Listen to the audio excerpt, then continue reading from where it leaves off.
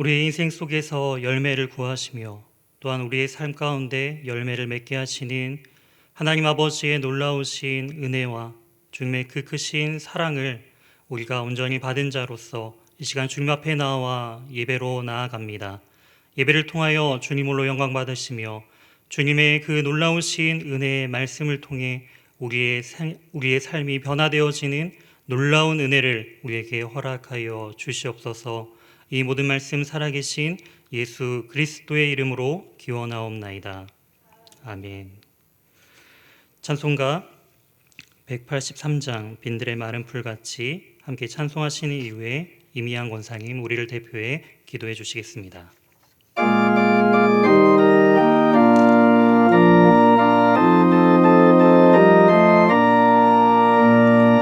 빈들의 마른 풀같이 시들은 나의 영혼 주님이 약속한 성령 간절히 기다리네.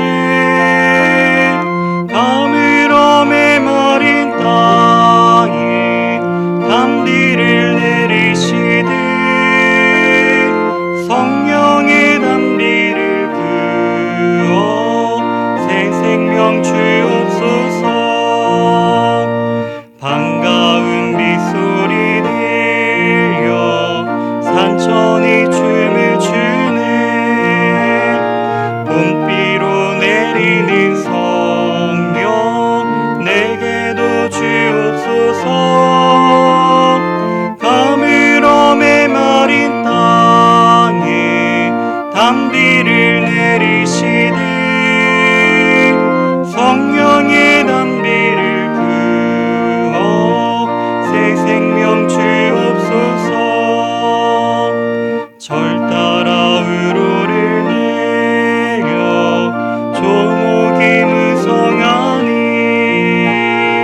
갈급함 내 심령 위에 성령을 부으소서.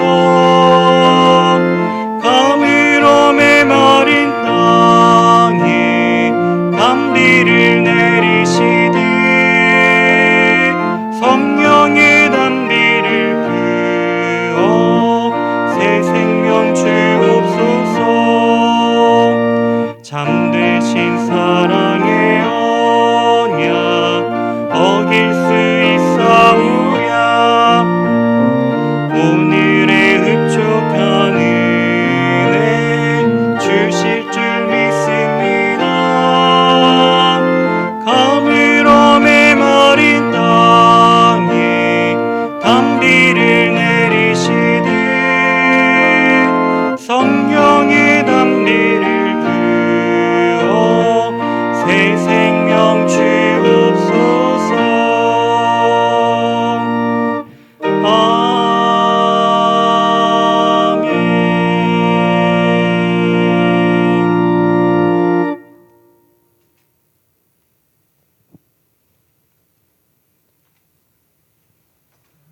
사랑의 하나님 아버지, 저희들을 사랑하시사 죄 가운데서 생명을 허락하시고 예배의 자리에 불러주심을 감사드립니다. 저희들은 삶을 늘 분주하게 지내며 하나님보다 내가 주인된 삶을 삶으로 하나님의 마음을 기쁘시게 하지 못하였음을 이 시간 되돌아보며 회개하오니 용서하여 주시옵소서. 저희들 모두가 이 예배를 통하여 주님을 만나고 우리의 신앙생활을 다짐하는 귀하고 복된 시간이 되게 하옵소서. 전 세계적으로는 코로나로 인하여 많은 사람들이 고통 중에 있습니다. 주님, 코로나19가 하루속히 종식되어서 우리 모두가 다 같이 모여서 주님께 예배 드릴 수 있는 날이 속히 오게 하여 주시옵소서. 대한민국의 대통령과 위정자들을 위하여 기도합니다. 그들에게 지혜를 주시고 명철을 허락하셔서 이 나라의 정치가 정직함과 공정함으로 미래가 그려지는 나라가 되게 하옵소서. 연희교회를 사랑하시는 주님, 코로나로 인하여 힘들고 지쳐있는 연희의 성도들에게 주님의 은혜가 날마다 넘쳐나기를 간구합니다.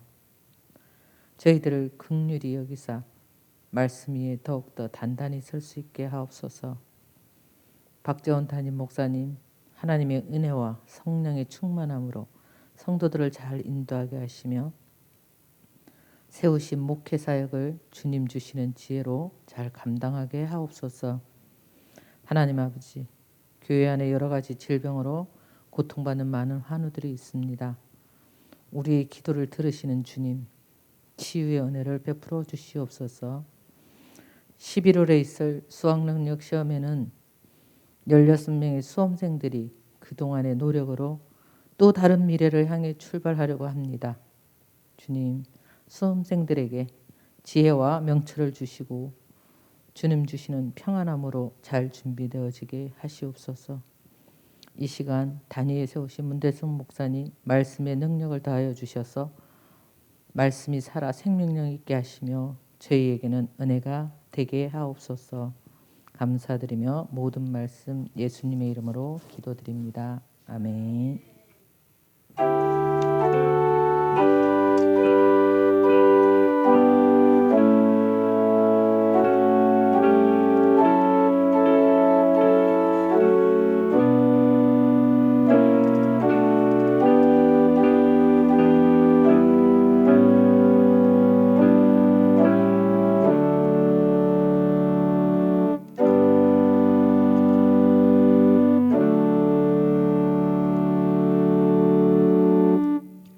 오늘 우리에게 주신 하나님의 말씀은 요한복음 15장 1절에서 8절 말씀입니다.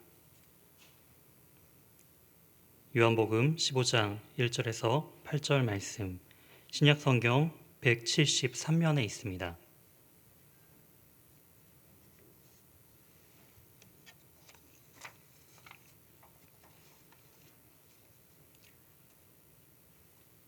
다 찾았으면 제가 1절부터 7절 말씀 대표하여 읽고 8절 말씀은 합독하여 함께 읽도록 하겠습니다.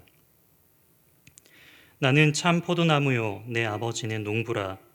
물은 내게 붙어 있어 열매를 맺지 아니하는 가지는 아버지께서 그것을 제거해 버리시고, 물은 열매를 맺는 가지는 더 열매를 맺게 하려 하여 그것을 깨끗하게 하시느니라.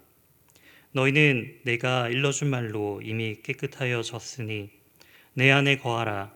나도 너희 안에 거하리라. 가지가 포도나무에 붙어 있지 아니하면 스스로 열매를 맺을 수 없음같이 너희도 내 안에 있지 아니하면 그러하리라. 나는 포도나무요 너희는 가지라.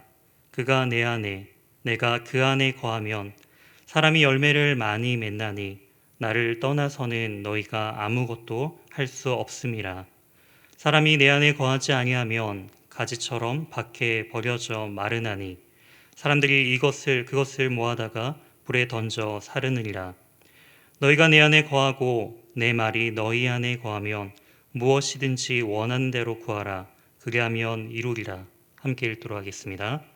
너희가 열매를 많이 맺으면 내 아버지께서 영광을 받으실 것이요 너희는 내 제자가 되리라.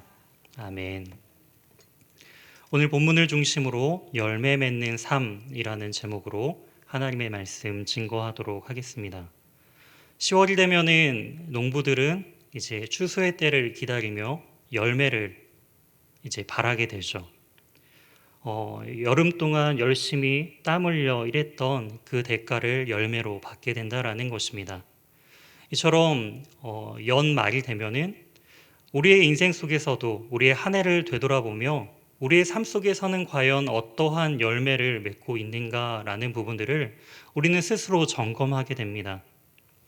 우리 사랑하는 귀한 영일교회 성도님들은 올 한 해 어떠한 열매를 맺으셨나요? 우리가 연초에 여러 가지 생각하고 계획했던 그러한 삶의 모습으로 변화되셨는지요? 또한 우리가 한 해 동안 다짐했던 그러한 신앙의 모습으로 우리가 변화되었나요? 주님께서는 분명히 우리에게 열매를 요구하시는 분이십니다. 마태복음 7장 20절에 그러므로 그들의 열매로 그들을 알리라. 주님께서는 분명히 우리에게 열매를 요구하시고 또한 그 열매를 통해 우리를 평가하시겠다라고 말씀하신다라는 것이죠. 이처럼 우리의 삶에서 주님께서 원하시는 그러한 삶의 열매가 나타나고 있는지 우리는 점검해 봐야 할 것입니다. 이러한 열매 맺는 삶은 또한 무엇인지 오늘 이 본문을 통해, 말씀을 통해 함께 나누고 우리의 삶 속에서 주님께서 원하시는 삶의 열매를 맺는 저와 우리 귀한 연인교회 모든 성도님들 되시길 주님의 이름으로 소망합니다. 오늘 본문 요한복음 15장의 배경은 이렇습니다. 주님께서 십자가에 달려 죽으시기 전날 제자들에게 주님께서 자신의 죽으심과 또한 그 이후의 영광에 대해서 말씀을 해주고 계십니다. 특별히 요한복음에서 그 요한은 예수님의 그 십자가의 죽음을 고난으로 평가하기보다는 바로 영광으로서 평가하고 있습니다. 왜냐하면 예수님의 죽으심은, 십자가에 달려 돌아가심은 그 죽음으로 끝나는 것이 아니기 때문이죠. 예수님의 죽으심 이후에 부활이 있고 또한 다시금 하나님의 영원한 영광의 자리로 올려져 나아가는 그 승천이 있기 때문에 요한에서 예수님의 그 순환은 단지 순환이 아닌 영광으로서 표현되고 있습니다. 이처럼 주님께서는 자신이 십자가에 달려 죽으시기 그 전날 바로 제자들에게, 사랑하는 제자들에게 유언과도 같은 그 말씀을 전해주고 계시다라는 것이죠. 이처럼 이 땅 가운데 남겨질 제자들에게 해주시는 그 말씀, 그것이 바로 열매 맺는 삶이란 무엇인지를 비유를 통하여서 우리에게 말씀해주고 계시다라는 것이죠. 주님께서는 오늘 1절 말씀처럼 비유를 통해 제자들에게 말씀을 해주십니다. 예수님 자신은 참 포도나무다라고 소개를 하고 있죠. 그리고 아버지는 농부다라는 표현을 하고 있습니다. 왜 예수님께서는 그냥 나는 포도나무다라고 설명을 해주시면 되는데 나는 참 포도나무다라고 이렇게 강조하신 것일까요? 그것은 예수님은 그저 하나의 포도나무가 아니라 유일한 포도나무이시기 때문이다라는 것이죠. 그리고 거짓된 포도나무가 아니라 진실된 참 포도나무시다라는 것을 또한 제자들에게 강조해주고 있습니다. 즉 유일하신 진정하신 예수 그리스도께 온전히 붙어 있어야만 참된 열매를 맺을 수 있다라는 그 유일한 길을 제자들에게 강조하고 계시다라는 것이죠. 이처럼 우리의 인생 가운데 참된 열매는 예수 그리스도 그 유일한 소망 되신 주님께 붙어 있는 인생이 바로 열매 맺는 인생이 될 수 있다라는 것입니다. 다른 길은 없다라는 것이죠. 2절 말씀을 살펴보시게 되면은 이렇게 기록되어 있습니다. 물은 내게 붙어 있어 열매를 맺지 아니하는 가지는 아버지께서 그것을 제거해 버리시고 무릇 열매 맺는 가지는 더 열매를 맺게 하려 하여 그것을 깨끗하게 하시느니라. 지금 예수님께서는 참 포도나무에 붙어 있는 그 가지 가운데 열매를 맺게 된다라고 또한 말씀하십니다. 그런데 여기서 중요한 것은 열매 맺지 못한 가지에 대한 부분들을 주님께서는 어떻게 하신다고 말씀하고 계시죠? 제거하신다라고 표현하고 있습니다. 이처럼 열매 맺지 않는 가지에 대해서 심판이 임한다라는 것이죠. 예수님께 붙어 있는 참 그 포도나무 가운데 붙어 있는 가지가 열매를 맺어야 되는데 열매를 맺지 아니한 가지는 하나님의 심판을 당하게 된다라는 것입니다. 이처럼 주님께서 주신 믿음 가운데 온전히 붙어 있다 할지라도 믿음의 열매를 나타내지 못한다면 어떻게 된다라는 것이죠? 심판을 면할 수 없게 된다라는 것입니다. 그렇다면 여기서 우리는 이 구원에 대한 부분들과 과연 우리의 노력에 대한 부분들을 정리해 볼 필요가 있습니다. 과연 주님께서 주시는 그 구원에 있어서 우리의 노력은 과연 어떠한 역할을 하는 것인가? 2절 말씀을 근거해 보자면은 구원은 인간의 노력이 반드시 필요한 것처럼 우리가 그러한 생각이 들 수가 있습니다.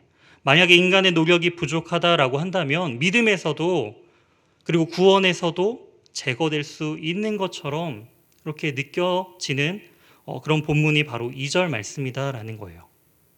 하지만 이런 오해를 해결하고자 일부 학자들은 여기서 번역된 제거하다라는 원어인 헬라어 아이로라는 단어의 다른 뜻으로 이제 번역하는 것을 이제 시도하는 것을 알 수가 있습니다. 아이로라는 헬라어 단어는 두 가지 뜻이 있습니다. 지금 오늘 한글 성경에서 번역된 제거하다라는 뜻이 있는 반면에 또 한 가지 다른 뜻은 들어 올리다라는 뜻이 있습니다. 만약에 두 번째 의미로서 들어 올리다라는 의미로 만약에 이 본문을 새롭게 번역해 본다면 열매 맺지 못한 자는 하나님께서 들어 올리신다라고 번역할 수 있다라는 것이죠. 포도나무가 그 가지가 땅 아래로 축 늘어뜨려져 땅에 닿아 있다면 그 포도나무 가지는 포도 열매를 맺을 수 있을까요? 포도 열매를 맺을 수 없죠. 그렇기 때문에 농부는 그 가지를 땅 바닥에 닿지 않게끔 높게 올립니다. 그래서 포도나무를 보시면은 가지가 그렇게 무수하게 넓게 퍼져 있는데도 그 농부들이 가지가 땅에 닿지 않도록 그렇게 위에 가지들이 임할 수 있도록 노력을 하죠. 그런 것처럼 열매를 맺기 위하여 주님께서 이처럼 우리를 들어 올리시는 그러한 일들을 하신다라는 것으로 번역할 수 있다라는 거예요. 굉장히 은혜가 되죠. 열매 맺지 못한 그 가지와 우리를 위하여 주님께서 우리를 들어 올리신다. 너무나도 은혜되고 또한 이렇게 번역하는 것이 더 맞는 것처럼 느껴집니다. 하지만 왜 한글 성경은 들어 올리다라고 번역하지 않고 제거하다라고 번역을 한 것일까요? 이것은 6절 말씀을 통해서 문맥적인 이해가 더 중요하고 문맥적인 해석의 그 중요성을 우리는 알 수가 있습니다. 6절 말씀에는 이렇게 기록되어 있습니다. 사람이 내 안에 거하지 아니하면 가지처럼 밖에 버려져 마르나니 사람들이 그것을 모아다가 불에 던져 사르느니라. 열매 맺지 못한 가지는 잘라지게 되죠. 그리고 그것은 한데 모이게 돼서 말라집니다. 그리고 마른 가지는 나중에 불타 없어지게 된다라는 것이죠. 이처럼 6절을 근거로 해서 이 2절 말씀도 이것은 들어 올려지다라는 해석으로서 번역하는 것이 아닌 제거하다로 번역하는 것이 옳은 번역이다라는 것이죠. 그렇다면 우리는 다시 한번 고민해 볼 수가 있습니다. 주님께서는 그 열매 맺지 못한 가지를 제거하신다라는 건데 이미 주님께 붙어 있는 가지였잖아요. 그런데 열매 맺지 못한다고 그것이 제거된다면 우리의 신앙 역시도 주님 앞에 붙어 있지만 주님께서 보시는 그 열매를 찾으실 때 열매를 우리가 주님 앞에 드리지 못한다면 우리는 그 구원에서 떨어져 나갈 수밖에 없는 것인가? 이런 고민을 우리는 하게 됩니다. 다시 2절로 돌아와서 그 내용을 다시 한번 살펴보도록 하겠습니다. 우리가 주목할 것은 제거해 버리시고 그 뒤에 있는 말씀입니다. 무릇 열매 맺는 가지는 더 열매를 맺게 하려 그것을 깨끗하게 하시느니라. 제거하는 목적이 있다라는 거예요. 제거하는 목적은 바로 깨끗하게 하기 위해서다라는 것입니다. 깨끗하게 한다는 것은 어떠한 것일까요? 열매를 맺혀 있는 그 가지의 영양분을 더욱더 집중적으로 주기 위해서 농부는 반드시 해야 할 것이 다른 열매 맺지 못한 가지를 제거하는 것입니다. 다른 가지들을 제거해야만 영양분이 그 열매 맺고 있는 가지에 집중될 수 있다는 것이죠. 그리고 더 크고 더 많은 그 열매를 그 가지는 맺을 수 있게 된다는 것입니다. 그것이 바로 농부의 의무이자 역할이다라는 것이죠. 이 말은 주님께서는 그 믿음 가운데 붙어 있지 못한 열매 맺지 못한 가지를 제거하면서 구원에서 떨어져 나가게 하는 것이 아니라 믿는 성도들로 하여금 그 열매를 더욱더 맺기 위하여 필요 없는 그러한 우리의 제거될 가지들을 제거하시는 그러한 모습으로서 우리는 이해해 볼 필요가 있습니다. 성도의 삶 가운데 제거되어야 할 그러한 부분이 있다라는 거예요. 하나님께서 원하시는 열매 맺지 못하는 그 부분들이 우리는 반드시 제거되어야 한다라는 것입니다. 이처럼 주님께서는 이렇게 제거함을 통하여 우리를 깨끗하게 하십니다. 주님께서 원하시는 모습으로 다듬어 가시고 변화시키신다라는 것이죠. 오히려 이처럼 하나님의 은혜로 말미암아 제거됨은 우리에게 더 풍성한 열매를 맺게 하는 과정임을 우리는 기억해야 합니다. 그렇다면 이처럼 이러한 제거되는 과정을 우리는 무엇으로 이해해 볼 수 있는 것일까요? 우리가 참된 열매를 맺기 위해 불필요한 가지를 제거하는 것은 바로 신앙의 훈련을 상징하고 있습니다. 이처럼 신앙의 훈련의 과정, 이러한 노력이 바로 더욱더 열매 맺는 삶, 하나님께서 원하시는 그러한 성도의 삶의 모습으로 변화되는 과정임을 우리는 기억해야 한다는 것이죠. 하지만 이 과정은 쉬운 과정만은 아닙니다. 자신의 존재를 도려내야 하는 아픔을 때로는 경험할 수 있게 된다는 것이죠. 하지만 우리는 이러한 아픔도 견뎌낼 수 있어야 합니다. 이러한 신앙의 훈련과 이 과정을 통해서 주님께서 원하시는 것은 우리의 아픔의 목적이 있지 않다라는 것을 우리는 기억해야 합니다. 이 과정을 뛰어넘어 우리를 깨끗게 하심을 통하여 더 많은 하나님께서 원하시는 열매를 맺어 나아가고 있는 그런 과정임을 우리는 깨닫고 그것을 사모하며 나아가야 된다라는 것이죠.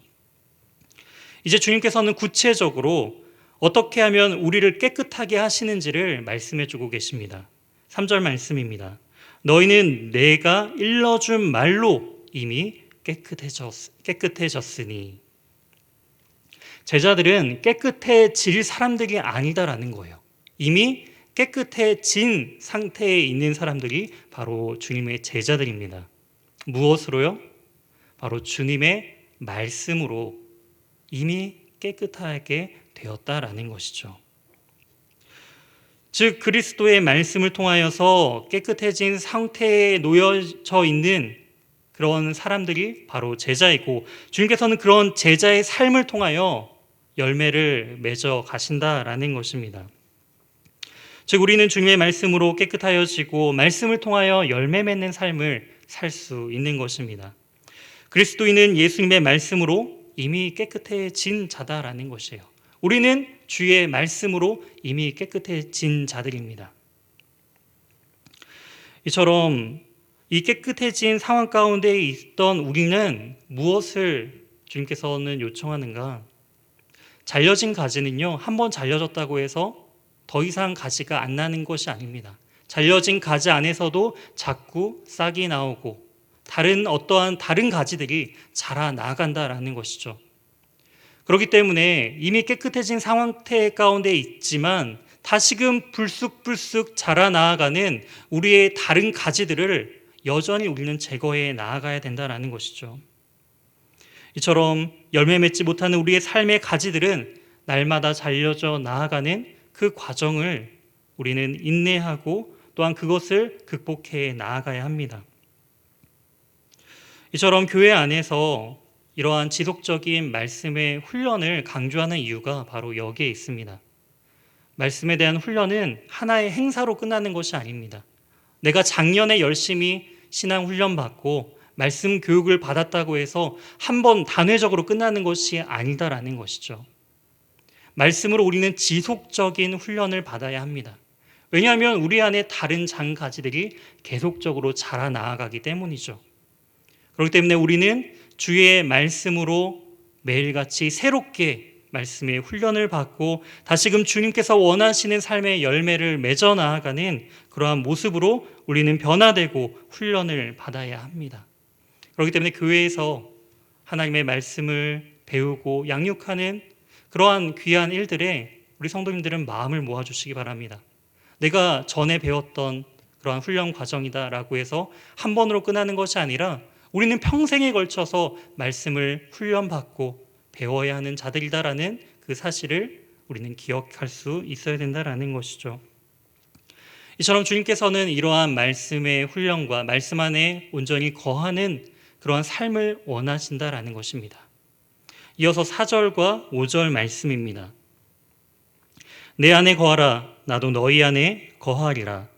가지가 포도나무에 붙어있지 아니하면 스스로 열매를 맺을 수 없음 같이 너희도 내 안에 있지 아니하면 그러하리라. 나는 포도나무요 너희는 가지라. 그가 내 안에 내가 그 안에 거하면 사람이 열매를 많이 맺나니 나를 떠나서는 너희가 아무것도 할 수 없음이라. 참 포도나무인 예수 그리스도 안에 거한다라는 것은 과연 무엇일까요? 앞서 우리가 말씀드린 것처럼 우리는 우리 스스로 열매를 맺을 수 없는 존재입니다. 유일하게 열매를 맺을 수 있는 방법은 참 포도나무이신 그 그리스도 안에 거할 때만 우리가 열매를 맺을 수 있다라는 거예요. 또한 많은 열매를 맺기 위해서 농부 되신 하나님께서 그 장가지들을, 불필요한 가지들을 제거해 주실 때 우리는 온전한 열매를 맺는 삶을 살 수 있다라는 것이죠. 그렇기 때문에 우리는 주님을 떠나서는 아무것도 할 수 없는 존재다라는 것을 우리는 반드시 기억해야 합니다. 우리는 혼자 살아가는 존재들이 아니다라는 것이죠. 혼자 열매를 맺을 수 있는 존재가 아닌 것입니다. 어디 안에 거해야 된다고요? 그리스도 예수 안에 거할 때, 주님께 온전히 붙어 있을 때 주님께서 원하시는 삶의 열매를 우리는 맺을 수 있습니다. 우리는 이것을 인정하고 겸손히 주님을 의지하는 그런 삶을 살아가야 한다라는 것이죠. 그렇기 때문에 성도의 삶은 날마다 더욱더 주님을 알아가며 알아갈수록 더욱더 주님을 의지하고 겸손해져 나아가는 모습으로 우리는 나아가야 합니다. 그렇다면 주님께서 우리의 삶 속에서 맺기를 원하시는 열매란 과연 무엇일까요? 그토록 우리를 통하여서 열매를 맺기를 원하시고 찾으시는 그 열매란 과연 무엇일까요? 열매는 세상을 향하여 주님께서 요구하시지 않습니다. 주님께서는 세상의 열매를 요구하시지 않다라는 거예요. 누구의 열매를 지금 찾으신다라는 것이죠? 바로 주님의 제자들, 하나님의 말씀을 따라 살려 하는 주님의 제자들에게 그 열매를 요구하신다라는 것입니다. 이처럼 열매는 주님께서 제자들을 통하여 이루려고 하시는 그 모든 것을 뜻합니다. 우리를 통해서 맺고자 하시는 그 모든 것이 바로 주님께서 찾으시는 열매다라는 것이죠. 또한 주님께서는 하나님의 말씀을 지속적으로 훈련되어진 제자들에게 그 열매를 찾으신다라는 거예요. 그렇기 때문에 우리는 주님께서 원하시는 참된 열매를 맺기 위하여 말씀 안에 거하며 말씀의 지속적인 훈련을 우리는 받아야 한다라는 것입니다. 7절 말씀입니다. 너희가 내 안에 거하고 내 말이 너희 안에 거하면 무엇이든지 원하는 대로 구하라. 그게 하면 이루리라. 예수님 안에 거하는 삶은 구체적으로 다른 어떠한 것이 아닌 예수 그리스도의 말씀 가운데 거하는 것입니다. 예수의 말씀 안에 거하는 자들은 무엇이든지 원하는 대로 이루어지는 삶을 주님께서는 약속해 주고 계시다라는 거예요. 이처럼 예수 안에 거하며 무엇이든지 그 원하는 것을 구하는 대로 얻게 되는 하나님의 놀라우신 은혜와 축복이 지금 이 자리에 계신 우리 귀한 연희교회 성도님들의 삶 가운데 가득 넘치길 축원드립니다. 우리가 여기서 살펴본 무엇이든지 원한 대로 구하라. 그리 하면 이루리라. 이 말씀에 우리는 강조점을 어디에 두고 있나요? 무엇이든지 이루리라. 거기에 많은 강조점을 두고 있지 않은가요? 내 원하는 그 모든 것들이 주님께서 이루어 주신다. 하지만 더 중요한 강조점은 오히려 앞에 있습니다. 앞에 어떤 것이죠? 구하라라는 것이죠. 구하는 것. 이루시는 것은 내가 이루는 것이 아니다라는 거예요. 하나님께서 이루어 주신다라는 것입니다.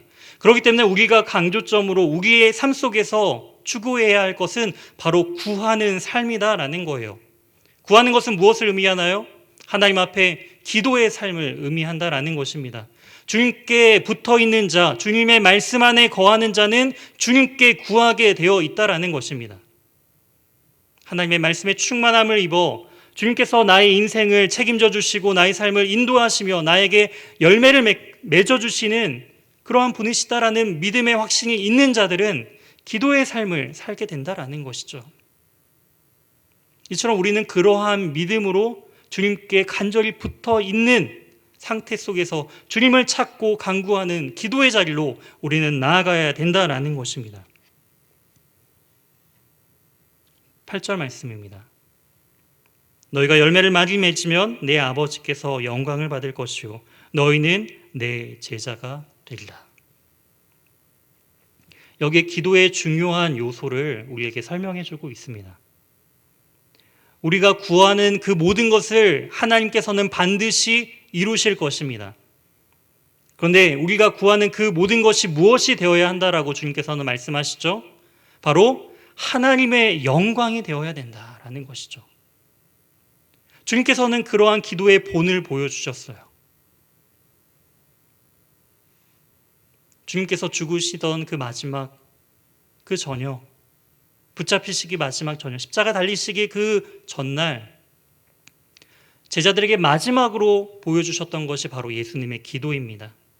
요한복음 17장에 나와 있는 것처럼 자신을 위하여, 제자들을 위하여, 또한 미래의 제자들을 위하여 주님께서는 간절히 기도하셨어요. 하지만 기도의 그 모든 것이 하나님 아버지의 영광을 위하여 주님께서는 기도하셨다라는 것입니다. 우리의 기도는 과연 어디에 초점이 맞춰져 있나요? 나의 원함에 있지 않을까요? 나의 부족함에 있지 않을까요? 주님, 나의 부족함을, 이 상황들을 주님께 아뢰겠습니다. 주님, 이 모든 상황들을 변화시켜 주시고 이 모든 것을 해결하여 주시옵소서. 이런 기도해야 하죠. 근데 왜요? 왜 이 상황들이 나아져야 하는 건가요? 하나님의 영광을 위하는 삶의 모습으로 바뀌기 위하여 우리는 이처럼 이 상황을 변화시켜달라라고, 우리를 불쌍히 여겨달라라고 기도해야 한다라는 것입니다. 이처럼 우리의 삶의 궁극적인 목적은, 그 열매는 하나님의 영광을 위한 것이어야 된다라는 것입니다. 우리는 오늘 이 말씀을 통하여서 과연 열매 맺는 삶이란 무엇인가? 이 부분을 함께 말씀을 통해 나누고 있습니다. 그것은 바로 주님의 말씀에 반응하여 기도하고 있는가라는 부분으로 우리는 점검해 볼 수 있다라는 거예요. 이 부분을 통해 우리는 과연 우리의 행복을 위한 열매를 추구하는 인생인가? 아니면 하나님 아버지의 영광을 위한 그 열매를 추구하는 인생을 살고 있는가를 우리는 우리 스스로, 우리의 신앙을 점검하게 된다라는 것이죠. 그리스도인으로서 주님의 열매를 맺는 삶을 살아야 하는 것은 우리 모두가 알고 있습니다. 그 과정이 때론 고단하고 힘들게 느껴질 때가 많이 있죠. 신앙생활이 날마다 즐거우면 좋을 텐데 때로는 이것이 일처럼 느껴지기도 하고 의무감으로 하기도 하고 여러 가지 어려운 그 고난의 상황을 우리는 견뎌야 되는 그런 일들도 있습니다. 하지만 중요한 것은 주님께서 그 자리로 우리를 부르신 것은 고난이 목적이 아니다라는 사실을 우리는 반드시 기억해야 합니다. 9절부터 11절 말씀입니다. 아버지께서 나를 사랑하신 것 같이 나도 너희를 사랑하였으니 나의 사랑 안에 거하라. 내 아버지의 계명을 지켜 그의 사랑 안에 거하는 것 같이 너희도 내 계명을 지키면 내 사랑 안에 거하리라. 내가 이것을 너희에게 이름은 내 기쁨이 너희 안에 있어 너희 기쁨을 충만하게 하려 함이라. 아멘. 주님께서 왜 자신의 안으로 초대하셨나요? 나의 기쁨이 너희 안에 충만하기를 원한다라는 그런 마음으로 우리를 부르신 거예요. 나에게 붙어있는 것이 고난과 어려움과 역경이 있다 할지라도 그것이 우리의 인생의 가장 큰 기쁨이다라는 사실을 우리에게 알려주시기 위하여 주님께서는 우리를 초대하시고 나의 안에 거하라 라고 우리를 불러주셨다라는 거예요. 우리가 주님 안에 거할 때 우리의 인생의 가장 큰 기쁨과 행복은 바로 주님을 통해 우리는 누릴 수 있고 만족함을 얻을 수 있다라는 것입니다. 세상의 유익과 기쁨은 잠시 있다 사라져요. 하지만 하나님께로부터 누려지는 그 기쁨과 행복은 영원히 사라지지 않다라는 거예요. 저는 이제 성경 공부를 하면서 한 집사님이 이러한 질문을 저한테 해주셨어요.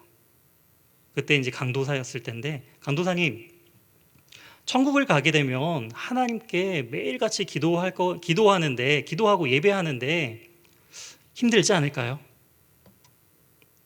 천국에 가면 매일같이 예배하고 하나님을 찬양하고 이런 것이 물론 좋지만, 생각해 보세요. 매일같이 예배를 한다. 매일같이 그 기도하는 생활을 함께 모여서 계속 기도한다. 이것이 그 생활이 일주일에 한 번 하는 것도 조금 때로는 힘들 때가 있는데, 이게 평생 같이 그렇게 하나님을 예배하는 것이 힘들지 않을까요? 저는 솔직한 질문이라고 저는 느꼈어요. 그때 제가 어떻게 대답을 했을까요? 네, 저도 힘들어요. 이렇게 얘기했을까요? 그것이 아니라 천국에 가게 되면 집사님, 이 땅 가운데서 집사님이 가장 행복했던 때를 한번 떠올려 보세요. 떠올렸대요. 행복하신가요? 너무 행복하대요. 근데 그 행복이 점점 커지는 거예요. 오늘 행복이 내일 되면 더 커지고, 그 다음 날 되면 더 커지고, 평생 이 행복이 줄어들지 않고 하나님 안에서 날마다 커지는 그 무한하신 하나님 안에서의 그 영광을 누리게 되는 자리가 바로 천국이에요. 집사님이 그 얘기를 듣고 그렇군요. 주님 안에서의 그 기쁨을 소망하게 되었습니다. 이처럼 주님 안에 거한다라는 것은요, 여기 자녀를 낳아보신 부모님들은 아시겠죠. 자녀를 처음 만났을 때의 그 감격과 기쁨, 그 아이를 품었을 때의 그 감격과 기쁨. 아이는 태어나서 아무것도 할 수 없는 존재예요. 그저 부모님의 손에 자신의 존재를 맡길 수밖에 없게 됩니다. 하지만 부모는 그 아이를 세상의 그 어떤 것보다도 소중하게 다루며 그 아이를 품죠. 이처럼 부모의 손에 안겨 있을 때에 자녀는, 그 아이는 가장 큰 평안과 쉼을 그 부모를 통해 누리게 됩니다. 부모 역시 자녀를 안으면서 함께 품으면서 그 기쁨을 누리신다라는 거예요. 이처럼 주님 안에 거한다라는 것은 하나님께서 우리를 품어주시는 거예요. 사랑으로 내가 너희를 품는 것이 그 어떤 것보다도 기쁘고 사랑한다, 이 마음으로 우리를 품어주신다라는 것이죠. 우리 역시 우리의 존재를 주님 앞에 맡기며 주님의 그 품에 안겨 있을 때 우리는 참 평안과 기쁨을 누릴 수 있는 삶을 살 수 있다라는 것입니다. 그렇다면 우리는 주님께서 찾으시고 원하시는 그 열매를 맺고 있는가? 우리는 그것을 점검해야 합니다. 우리는 그 열매를 맺고 계신가요? 주님께서 원하시는 우리의 삶을 통해 주님의 말씀대로 삶을 살아가는 그 제자들을 통해 원하시는 그 열매를 우리는 맺어가고 있는가라는 것이죠. 우리는 열매를 바라보며 한 해를 열심히 달려나아갑니다. 그런데 때로는 우리가 맺고 있는 이 열매가 너무나 보잘것없게 느껴질 때가 있죠. 때로는 그것 때문에 우리는 깊은 절망감, 또한 신앙의 깊은 침체기를 경험할 때가 많이 있습니다. 사역자로서 저도 그러한 감정을 느낄 때가 있어요. 보통 이 시즌에 가장 많이 느끼는데요. 내년도 다음 리더십을 세울 때 그런 마음이 가장 크게 느껴집니다.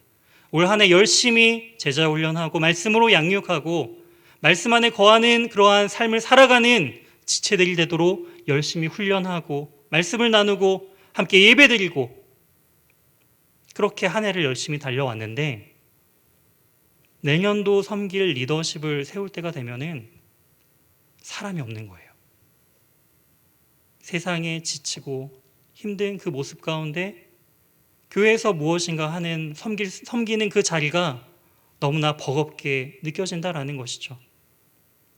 충분히 이해가 되면서도 한편으로 사역자로서 많은 좌절감을 개인적으로 느낄 때가 있습니다. 정말 말씀 안에서 거하는 그 기쁨을 알려주려고 그렇게 노력을 했는데 결국에 그 기준은 세상의 기준, 나의 것을 주님 앞에 온전히 드리는 데 있어서의 그런 마음들이 불편함을 가지는 것. 그것을 보면서 과연 나는 주님께서 맡겨주신 영혼들을 정말 하나님의 방법대로 열매 맺는 삶으로 잘 인도하고 있었는가? 저 자신을 되돌아볼 때가 많이 있었습니다. 우리 성도님들은 어떠한 고민을 가지고 계신가요? 어떠한 삶의 고민들이 있으신가요? 혹시 있던 열매마저도 사라진 것 같은 영적 무기력감에 혹시나 빠져 있지는 않으신가요? 사진을 잠깐 하나 보여주셨으면 좋겠는데요. 서울시는 2021년도 꿈 새김판 문안 공모전 단선작으로 백세준 씨의 글을 대상으로 뽑았습니다. 바로 이 글인데요. 떨어진 게 아니라 내려놓은 거예요. 그게 인생이에요. 낙엽이 있음. 나무를 가장 아름답게 빛내는 그 낙엽을 내려놓을 때가 있습니다. 바로 이 가을 때가 되면은 단풍들이 아름답게 물들고 그 나무가 가장 아름다워 보이는 그러한 계절을 지내게 되죠. 하지만 겨울을 앞두고 나무는 반드시 하는 것이 있어요. 자신을 가장 화려하게 치장했던 그 나뭇잎을 내려놓는 것이죠. 그것은 떨어진 것도 아닌 실패도 아닌 내려놓는 것이다 라는 거예요. 낙엽을 내려놓아야 이 나무는 겨울을 견딜 수 있습니다. 그리고 그 겨울을 견디며 봄을 기다리게 된다라는 것이죠. 그리고 다시 새로운 싹시, 잎이 돋아날 것입니다. 나무는 그것을 기대하며 잠시 내려놓는 그러한 일들을 반복한다라는 것이죠. 우리의 신앙 역시 정체되어 있고 또한 열매마저 시들어감을 느낄 때가 참으로 많은 시대를 우리는 살아가고 있습니다. 그런 영적인 무력함들을 이 코로나 시대 가운데 우리가 많이 느꼈죠. 하지만 우리는 믿음의 열매를 추구하는 삶을 우리는 살아가야 합니다. 지금 당장 눈에 보이지 않는다 할지라도 주님께서 원하시는 그 열매를 우리는 맺어가는 과정임을 우리는 기억해야 한다라는 것이죠. 지금 당장 열매가 없다고 해서 우리는 좌절하거나 포기해서는 안 된다라는 것입니다. 주님께서는 누가복음 13장 6절에서 9절 말씀 이렇게 비유로 말씀해 주셨습니다. 이에 비유로 말씀하시되 한 사람이 포도원에 무화과 남은 것을 심은 것이 있더니 와서 그 열매를 구하였으나 얻지 못한지라. 포도원지기에게 이르되 내가 3년을 와서 이 무화과 나무에서 열매를 구하되 얻지 못하나니 찍어버리라. 어찌 땅만 버리게 하겠느냐. 대답하여 이르되 주인이여 금년에도 그대로 두소서. 내가 두릅하고 거름을 줄이니 이후에 만일 열매가 열면 좋거니와 그렇지 않으면 찍어버리소서 하였다 하시니라. 주님께서는 열매 맺지 못한 나무에 대해서 비유로 말씀하십니다. 주인이 왔어요. 올해 열매를 구합니다. 하지만 그 나무는 열매를 맺지 못했어요. 그렇게 한 해, 두 해, 3년째가 되었습니다. 주인은 그 농부에게 이 나무를 이제 베어버려라. 땅만 있을 데 없이 땅만 낭비하고 있지 않느냐. 하지만 포도원 지기 그 농부는 주인에게 뭐라고 이야기하죠? 올해도 그대로 두시길 바랍니다. 제가 더 열심히 할게요. 제가 거름도 주고 더 잘 가꾸어 볼게요. 그래서 이 나무가 열매를 맺게 된다면 얼마나 기쁘겠습니까? 이게 열매 맺지 못한 우리를 바라보시는 예수 그리스도의 마음이시다라는 거예요. 지금 당장 눈에 보이는 열매가 나타나지 않는다 해서 세상의 기준에서는 베어버려야죠. 다른 나무를 심어야죠. 다른 어떠한 것들을 가져와야죠. 하지만 주님께서는 낭비처럼 보이는 그 시간들을 인내하시고 더 열심히 가꾸시기 위해 노력하신다라는 거예요. 농부가 그 열매를 바라며 그 가지를 치며 온전한 열매를 맺기 위하여 노력하는 것처럼 어찌 보면 그 열매는 가지가 내는 것이 아니라 그 나무 가운데 붙어 있기 때문에, 농부가 다른 가지를 쳐주었기 때문에, 거름을 주고 열심히 더 노력을 했기 때문에 얻어지는 열매다라는 것을 우리는 기억해야 합니다. 사랑하는 연희교회 성도 여러분, 주님께서는 그러한 마음으로 우리를 지켜보시고 우리 인생 속에서 그러한 열매를 맺기를 간절히 원하고 계십니다. 주님 안에 거하시길 바랍니다. 주님의 말씀 가운데, 그리고 말씀을 통한 기도 가운데 하나님의 영광을 위하여 살아갈 때 되돌아보니 우리의 인생에 수많은 열매들이 있었다라는 것을 깨닫게 되실 것입니다. 우리는 그것을 기대하는 마음으로 정말 그러한 주님의 마음을 품고 오늘 하루도 견뎌내시며, 또한 이 연희교회를 통하여 하나님께서 아름답게 이루실 그 열매를 소망하고 꿈꾸며 함께 그 길을 믿음으로 나아가는 저와 사랑하는 우리 연희교회 모든 성도님들 되시길 주님의 이름으로 축원드립니다. 함께 기도하시겠습니다.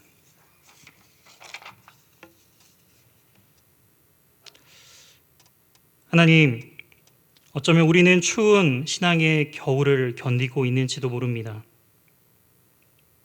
하지만 주님께서는 결코 우리를 버리지 아니하시고 금년에 더욱더 내가 두릅하고 걸음을 주겠다 말씀하시며 우리를 사랑으로 인내하시고 품으시는 그 주님의 놀라우신 은혜와 사랑을 다시금 깨닫습니다. 하나님, 우리의 인생 속에서 때로는 열매가 보이지 않는다 하여 좌절하지 않고 실망하지 아니하며 온전히 신실하신 그 주님을 온전히 신뢰하는 마음으로 하나님 안에 거하는 복된 우리 모두가 될 수 있도록 역사하여 주시옵소서. 우리 연희교회 주님께서 풍성한 열매를 맺게 하실 그날을 기대하며 소망합니다. 하나님, 주의 제자들이 있는 주의 말씀을 따라가길 소망하는 이 연희교회 가운데 하나님께서 놀랍게 역사하시고 그 풍성함으로 채워 넘쳐나게 인도하여 주시옵소서. 이 모든 말씀 살아계신 예수 그리스도의 이름으로 기도드립니다. 아멘. 찬송가 90장 주 예수 내가 알기 전 함께 찬송하시도록 하겠습니다.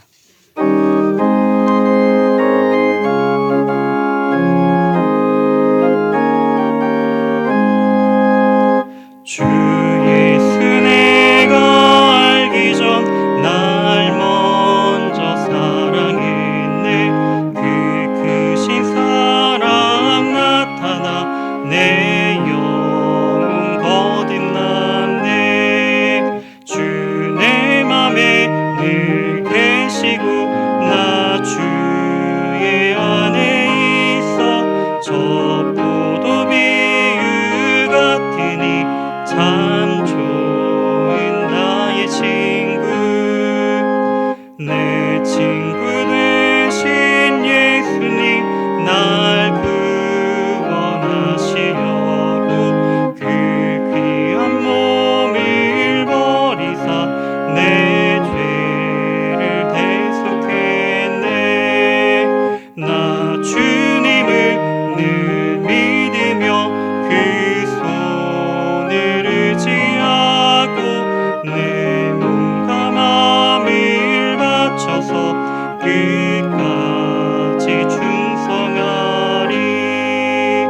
내 진실하신 친구여 그 은혜 내려주사 날 항상 보호하시고 내 방패 되옵소서. 그 풍성한 참 사랑을 위해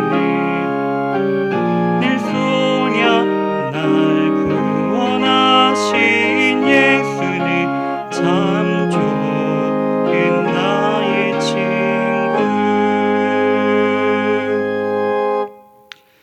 이제는 우리 주 예수 그리스도의 은혜와 하나님의 크신 사랑과 성령의 위로교통 충만하심이 하나님의 말씀을 따라 살기를 소망하며 열매 맺는 삶을 살아가는 주의 모든 백성들 머리 위에 주님의 크신 은혜가 영원토록 함께 있을지어다.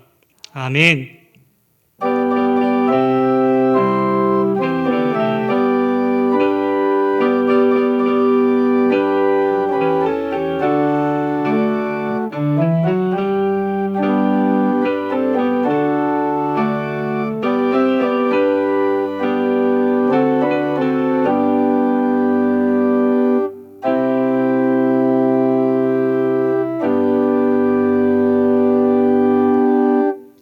이상으로 수요예배를 모두 마쳤습니다. 오늘 하루도 주님의 열매 맺는 복된 성도의 삶을 살아가는 우리 연희교회 모든 성도님들 되시길 주님의 이름으로 소망합니다.